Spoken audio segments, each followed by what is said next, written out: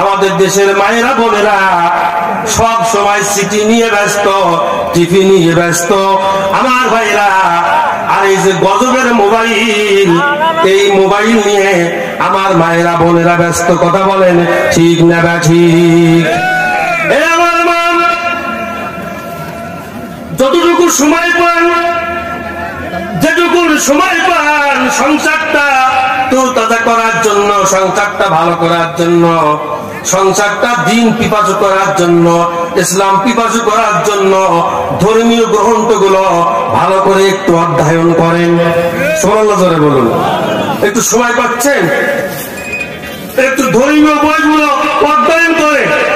সূরা বাকারাটা একটু তেলাওয়াত করেন, সূরা নাবাটা একটু তেলাওয়াত করেন, সূরা আসরটা একটু তেলাওয়াত করেন, সূরা তাকাসুরটা একটু তেলাওয়াত করেন, সূরা মুলুকটা একটু তেলাওয়াত করেন, নিজে একটু ব্যাখ্যা বিশ্লেষণ করেন। দেখবেন আপনার কলবটা, আপনার আত্মাটা আল্লাহ তাআলা কোরআনের দিকে, কোরআনের কাছে মিলিয়ে দিয়েছেন। সুবহানাল্লাহ জোরে বলুন।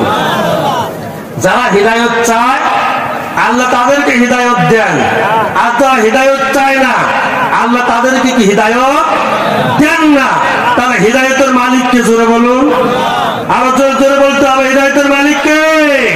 হিদায়াতের মালিক কোন বক্তা নয়, কোন আলেম নয়, কোন ইমাম নয়, কোন পীর নয়। হিদায়াত চাইতে হবে, আল্লাহ তুমি আমাকে হিদায়াত দান করো। সুবহানাল্লাহ জোরে বলুন। হিদায়াত আমরা যত চাবো, আমাদের মনটাকে আমরা দমন করে যত আমরা দর্শন করব, যত আমরা কোরআনের দিকে আগাতে থাকবো, আল্লাহ আপনাকে আমাকে ওলিউল্লাহ বানাইয়া দিবে। সুবহানাল্লাহ জোরে বলুন। মা বোনদেরকে হযরতে আমিনা বানাইয়া দিবে, হযরতে সুমাইয়া বানাইয়া দিবে, হযরতে সুমাইয়া রাদিয়াল্লাহু তাআলা আনহা বানাইয়া দিবে, হযরতে মরিয়ম বানাইয়া দিবে। জোরে বলুন আল্লাহুম্মা আমিন।